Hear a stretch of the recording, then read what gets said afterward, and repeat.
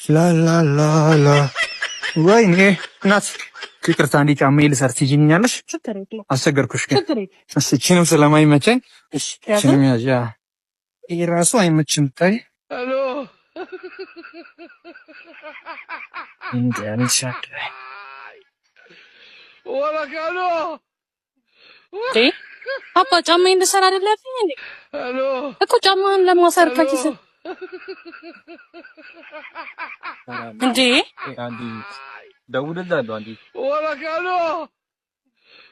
አባ ምን ሆነ? ሄሎ ሄሎ ምን አድርገሽ ነው? እኔ እንጃ ሆነ ነው አባ። አይ ምን አድርገሽ ነው? የምር እኔ ምንም አላደረኩትም። ጫማዬን እንድሰራ ብሎኝ ነው። ነገረኝ። ምን አድርጋት? እስኪ ሄሎ አባ መታወቂያ አንቺ ሌባ ነሽ። የምን ሌባ ነው የምትለው? የምን ሌባ ነው የምትለው?